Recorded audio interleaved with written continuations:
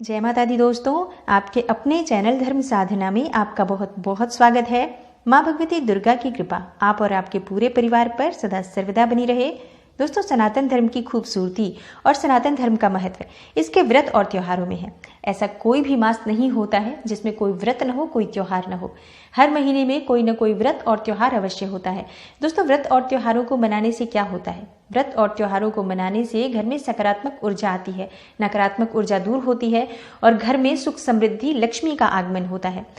व्रत और त्योहार जब घर में मनाए जाते हैं तो खुशियों का आगमन होता है, खुशियों का संचार होता है। क्योंकि जब भी हम कोई व्रत और त्योहार करते हैं उससे पहले हम घर की साफ सफाई करते हैं, घर में हम गंगा जल का छिड़काव करते हैं, घर को शुद्ध करते हैं, सकारात्मक बनाते हैं। तो इससे घर में माँ लक्ष्मी का आगमन होता है, सुख समृद्धि और सकारात्मक ऊर्जा की वृद्धि होती है। दोस्तों, वैसे तो हर महीने में व्रत त्योहार होते हैं, लेकिन जो सबसे अधिक व्रत और त्योहारों वाला महीना होता है वो कार्तिक मास होता है। इसलिए इस मास को सर्वाधिक महत्वपूर्ण मास भी माना जाता है। वैसे कार्तिक मास सभी मास में, जो वर्ष भर के 12 मास होते हैं, सभी मास में सबसे अधिक पुण्यफल देने वाला, सबसे अधिक पावन मास माना गया है। तो इस महीने में जो सबसे बड़े बड़े त्योहार होते हैं वर्ष भर के, जैसे कि धनतेरस, दीपावली, करवा चौथ और इसी प्रकार से जो छठ महापर्व होता है, वो जो बड़े बड़े त्योहार वर्ष भर के होते हैं वो कार्तिक मास में ही मनाए जाते हैं, जो कि बहुत महत्वपूर्ण व्रत माने जाते हैं वर्ष भर में।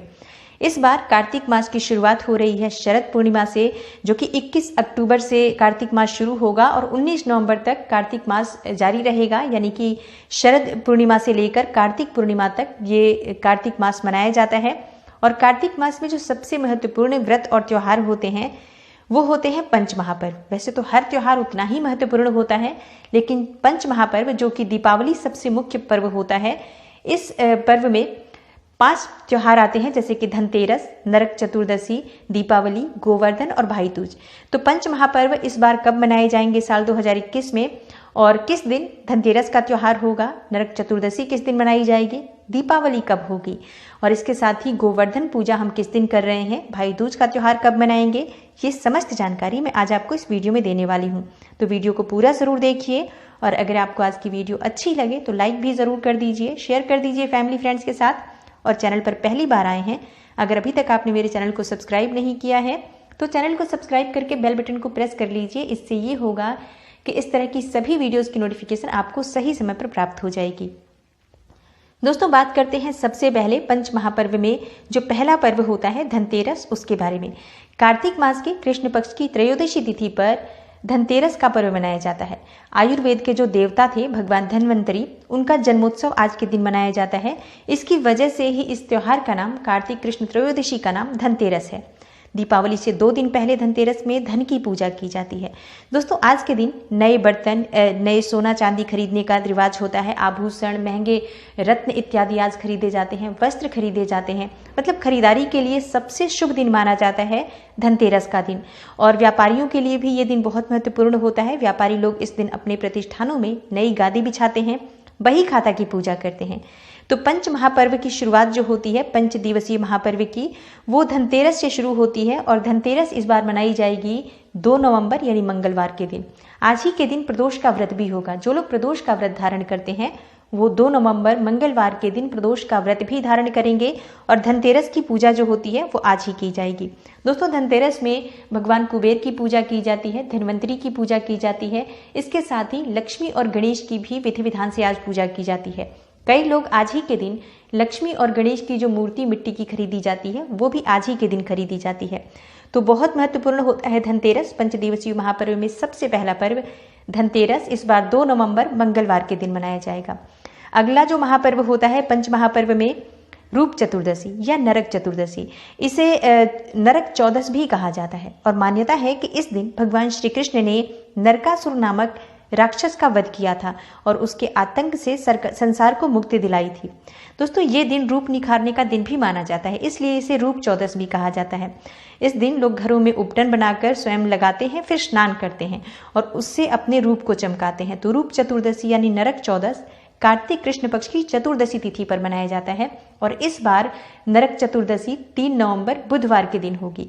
आज ही के दिन मासिक शिवरात्रि भी होगी। जो लोग मासिक शिवरात्रि का व्रत धारण करते हैं वो 3 नवंबर बुधवार के दिन धारण करेंगे। दोस्तों, पंच पर्व का अगला जो पर्व होगा, जो महापर्व माना जाता है, वो दीपावली होता है। और दीपावली जो कि कार्तिक मास की अमावस्या तिथि को मनाई जाती है। दोस्तों, दीपावली सनातन धर्म का सबसे बड़ा त्योहार भी माना जाता है। 5 दिनों का जो ये पर्व होता है उसमें मुख्य दिन दीपावली होता है और दीपावली की तैयारियां कई दिन पहले से प्रारंभ हो जाती हैं। घरों में लोग साफ सफाई करते हैं, रंग रोगन इत्यादि किए जाते हैं। घरों में खूबसूरती के लिए लाइटिंग करी जाती है। इस दिन रात्रि में माँ लक्ष्मी की पूजा की जाती है, गणेश जी की पूजा की जाती है और माँ सरस्वती की पूजा की जाती है।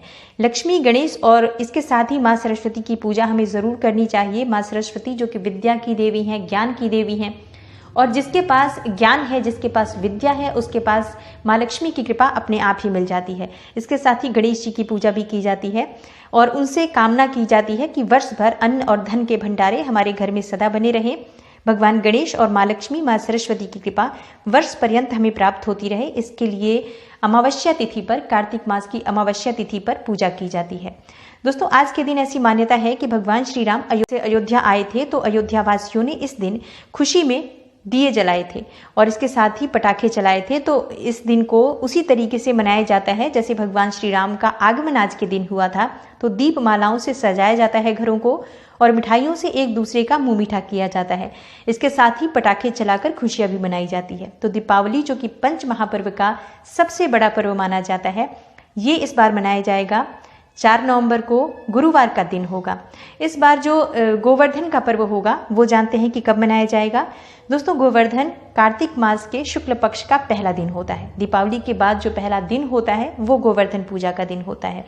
इसकी परंपरा भगवान श्री कृष्ण ने प्रारंभ करी थी और इस दिन गायों को धन मानते हुए उन्हें सजाया जाता है, संवारा जाता है, उनकी पूजा की जाती है। ग्रामीण घरों में, मतलब गाँव में, इस दिन प्रतीकात्मक रूप से गोबर से गोवर्धन पर्वत बनाकर उनकी पूजा की जाती है और उनकी परिक्रमा की जाती है। इस दिन अन्नकूट महोत्सव भी मनाया जाता है। तो इस बार जो अन्नकूट महोत्सव गोवर्धन पूजा का पर्व है वो 5 नवंबर को मनाया जाएगा, जो कि शुक्रवार का दिन होगा। 5 नवंबर शुक्रवार को गोवर्धन पूजा की जाएगी और उसके बाद जानते हैं कि भाई दूज का त्योहार कब होगा, जिसे यम द्वितीया भी कहा जाता है। दोस्तों, कार्तिक मास के शुक्ल पक्ष की द्वितीया तिथि के दिन भाई दूज यानी यम द्वितीया मनाया जाता है। 5 दिवसीय दीपोत्सव पर्व का समापन इसी दिन होता है। 5 दिवसीय पर्व जो कि धनतेरस से लेकर और भाई दूज तक चलता है, तो भाई दूज पर इसका समापन हो जाता है। आज के दिन बहनें अपने भाइयों को मीठा खिलाकर उसके बाद उनके मस्तक पर तिलक करती हैं और उनकी लंबी आयु की कामना करती हैं। भाई भी अपने बहनों को उपहार देते हैं। तो ये त्योहार राखी की तरह होता है बेसिकली। आज के दिन भाई अपने बहनों को उपहार देते हैं और बहनें अपने भाइयों को मीठा खिलाकर, यानी घर में भोजन इत्यादि बनाकर उन्हें खिलाती हैं और उसके बाद से उनके मस्तक पर तिलक करके उनकी लंबी आयु की, सुख समृद्धि की कामना करती हैं। आज के दिन सभी भाई अपनी बहनों के घर जाकर ये तिलक करवाते हैं। जैसे कि रक्षाबंधन पर जो पर्व मनाया जाता है उसमें बहनें अपने भाइयों के घर आती हैं, जबकि भाई दूज में ऐसी मान्यता है कि भाइयों को अपनी बहनों के घर जाना चाहिए और उनके घर कुछ न कुछ जरूर खाना चाहिए। तो विशेष रूप से आज के दिन बहनें अपने घर में पकवान इत्यादि बनाकर रखती हैं और भाई जब घर जाते हैं तो उन्हें भोजन जरूर कराती हैं। आज का दिन बहुत महत्वपूर्ण होता है। तो इस बार जो भाई दूज का त्योहार होगा वो 6 नवंबर यानी शनिवार के दिन होगा। इसी तरह से 2 नवंबर से लेकर 6 नवंबर तक पंच महापर्व जो कि धनतेरस से भाई दूज तक चलता है, उनका समापन हो जाएगा। तो 6 नवंबर को पंच पर्व का समापन हो रहा है, 2 नवंबर धनतेरस से शुरू हो रहा है। तो 2 नवंबर को मंगलवार के दिन धनतेरस होगा, आज के दिन ही प्रदोष मनाया जाएगा। 3 नवंबर बुधवार के दिन नरक चतुर्दशी है, जिस दिन मासिक शिवरात्रि भी मनाई जाएगी। 4 नवंबर गुरुवार के दिन दीपावली है और 5 नवंबर शुक्रवार को गोवर्धन पूजा है और 6 नवंबर को शनिवार के दिन भाई दूज है। तो इस तरह से त्योहार हैं 2, 3, 4, 5, 6 ये पंच पर्व जो है ये समाप्त हो जाएंगे 6 नवंबर के दिन। तो आशा करती हूँ पंच पर्व से जुड़ी हुई ये विशेष जानकारी आपके लिए अवश्य उपयोगी सिद्ध होगी। और अगर आपको आज की वीडियो अच्छी लगी हो तो लाइक ज़रूर कर दीजिए, शेयर कर दीजिए फैमिली फ्रेंड्स के साथ। चैनल पर पहली बार आए हैं, अगर अभी तक आपने मेरे चैनल को सब्सक्राइब नहीं किया है तो अगर आपको आज की वीडियो अच्छी लगी हो तो चैनल को सब्सक्राइब करके बेल बटन को ज़रूर प्रेस कर लीजिए। इससे ये होगा कि इस चैनल पर अपलोड होने वाली जो नई वीडियोस हैं उनकी नोटिफिकेशन आपको सही समय पर प्राप्त हो जाएगी। मैं मिलती हूँ आपसे अगली वीडियो में, तब तक के लिए नमस्कार।